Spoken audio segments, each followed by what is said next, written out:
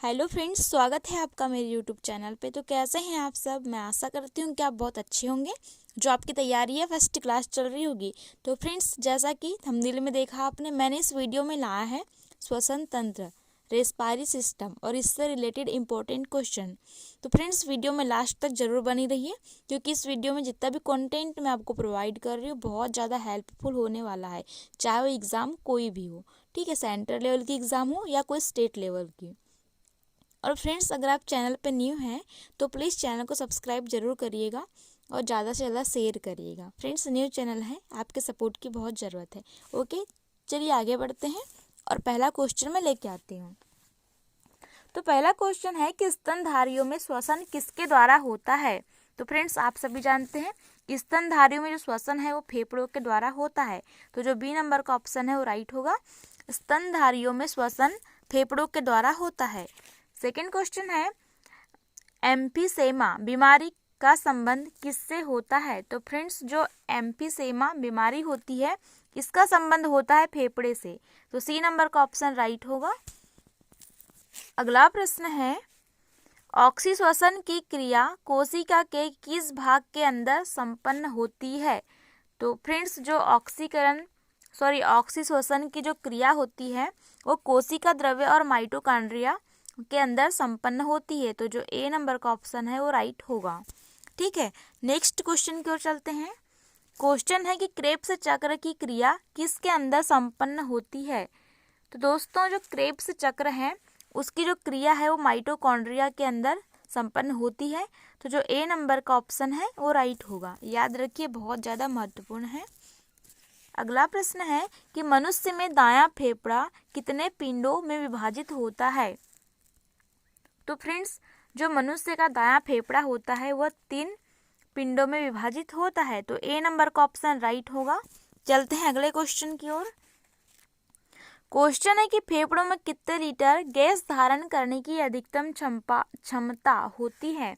तो फ्रेंड्स, जो फेफड़े हैं उनमें 5 लीटर गैस धारण करने की अधिकतम क्षमता होती है, मतलब उसकी कैपेसिटी होती है 5 लीटर गैस धारण करने की। तो जो बी नंबर का ऑप्शन है वो एक्यूरेट होगा।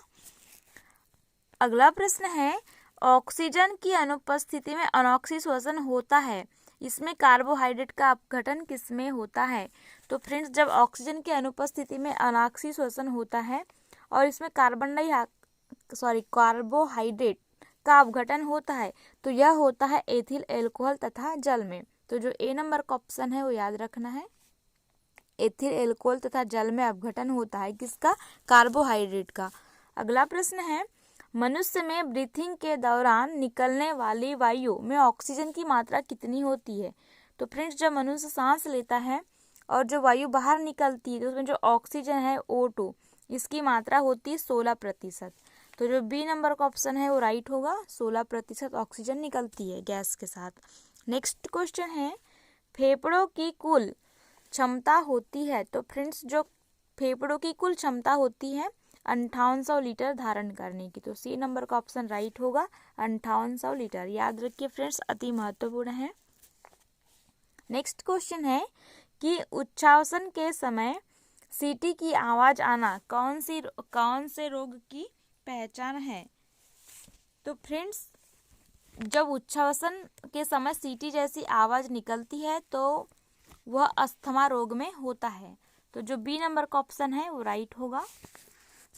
अगला प्रश्न है, मनुष्य में श्वसन क्रिया का नियंत्रण मस्तिष्क के किस भाग के द्वारा किया जाता है?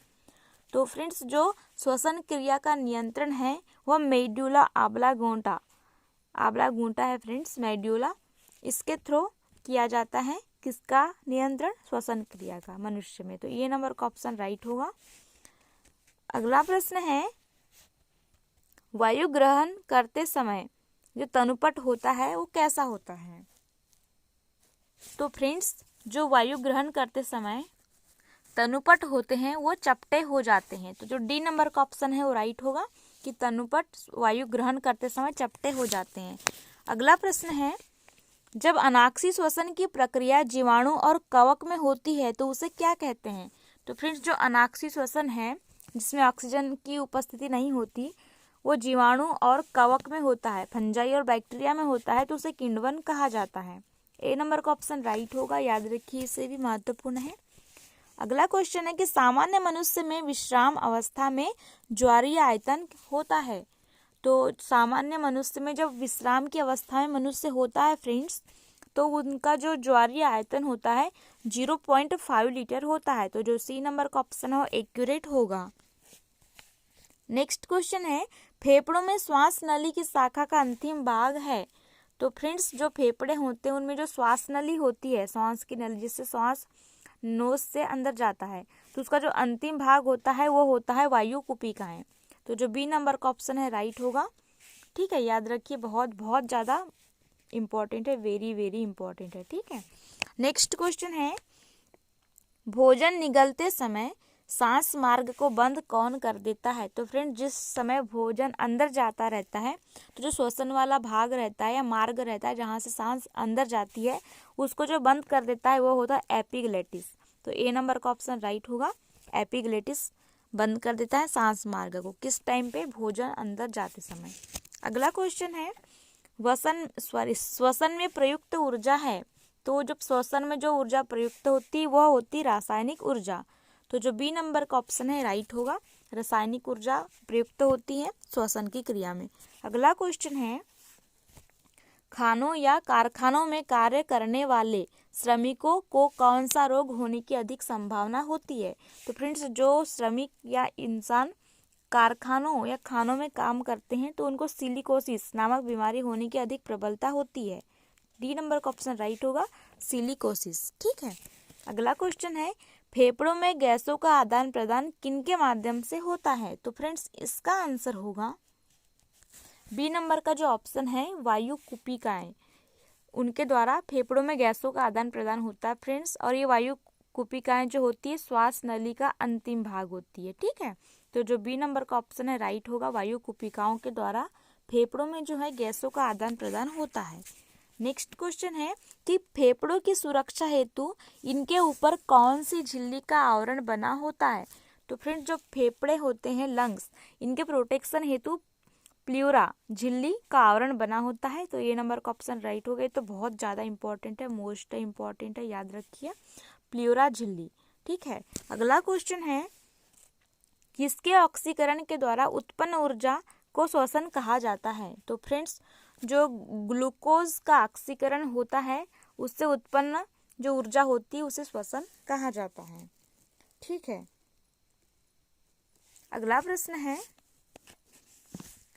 ऑक्सीश्वसन की क्रिया में कितनी ऊर्जा का उत्पादन होता है। तो आप सभी जानते हैं, बहुत फेमस क्वेश्चन है कि जब ऑक्सीश्वसन होता है, ऑक्सीश्वसन में जो ऑक्सीजन की उपस्थिति में जो श्वसन होता है उस क्रिया में 38 एटीपी मतलब 38 एटीपी ऊर्जा उत्पादन होती है। ठीक है, तो बी नंबर का ऑप्शन राइट होगा। तो फ्रेंड्स ये अंतिम क्वेश्चन था।